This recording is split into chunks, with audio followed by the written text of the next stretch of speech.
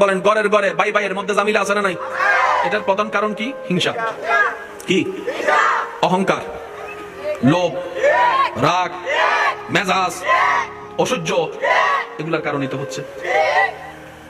এবার আপনি একটু ইসলামে আসেন। সুবহানাল্লাহ বলবেন। আমি বলতে থাকবো, আপনারা শুধু মিলাবেন। এই সমস্ত জিনিস যদি আমাদের ভিতর চলে আসে, পরকালীন সওয়াবের কথা বাদই দিলাম, দুনিয়াতে শান্তি হবে কি হবে না আপনারা সিদ্ধান্ত নেবেন। ইসলাম বলে বড়দেরকে সম্মান করো। সুবহানাল্লাহ।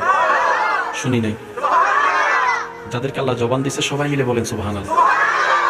ইসলাম বলে বড়দেরকে সম্মান করো, ছোটদেরকে স্নেহ করো, মা বাবার সাথে চিৎকার করে চোখ রাঙিয়ে কথা বলিও না, স্ত্রীকে মায়া করো, মোহাব্বত করো, ভালোবাসো, বুকে রাখো, স্বামীকে সম্মান করো, মাথায় রাখো, এতিমের মাথায় হাত বুলাই দাও। খবরদার কারো রাস্তা বন্ধ করিও না, কারো পানি বন্ধ করিও না।